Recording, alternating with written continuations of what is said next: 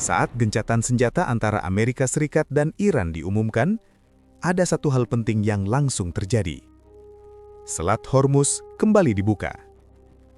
Jalur sempit ini bukan sekedar laut biasa. Disinilah sebagian besar distribusi minyak dunia melewati setiap harinya. Dan ketika konflik memanas, jalur ini sempat berada di bawah ancaman serius. Namun begitu gencatan senjata dimulai, jalur ini kembali dibuka.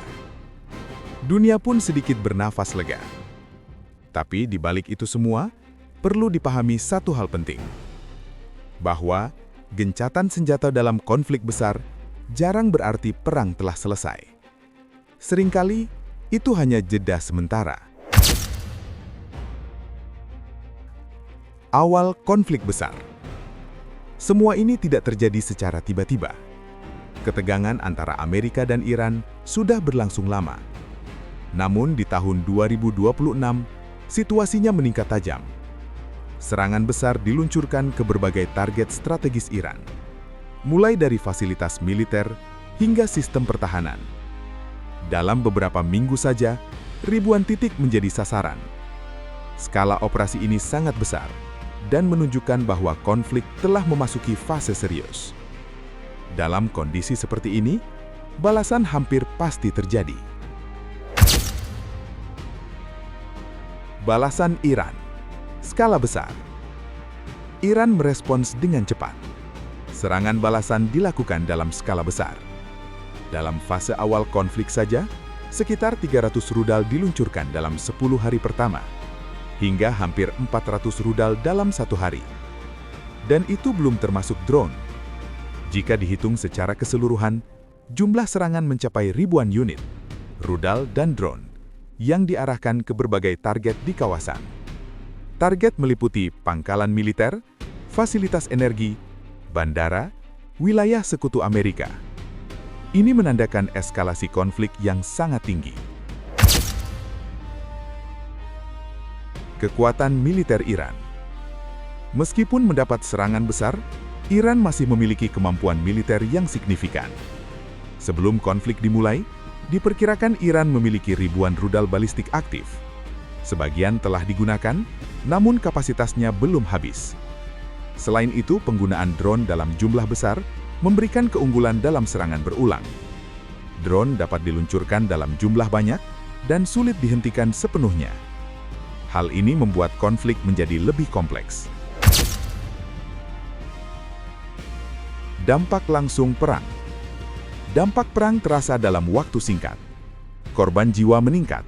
Wilayah terdampak meluas. Serangan terjadi di berbagai lokasi dan menyasar infrastruktur penting, seperti pangkalan militer, jalur transportasi, fasilitas energi.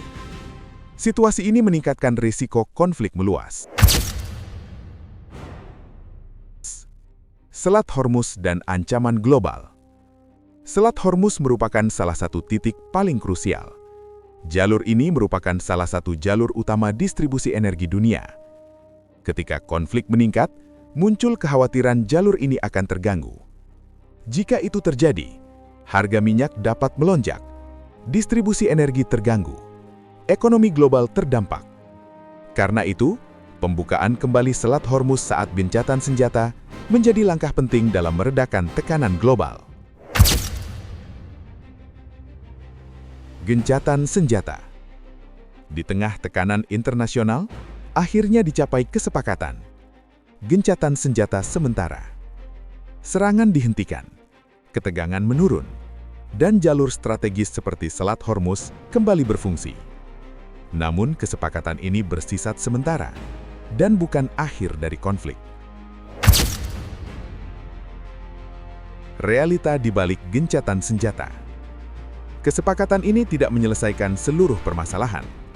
Tidak semua tuntutan dipenuhi. Tidak ada kesepakatan jangka panjang. Amerika melihat ini sebagai langkah strategis. Iran menginginkan penghentian perang secara permanen. Perbedaan ini menunjukkan bahwa konflik masih memiliki potensi berlanjut.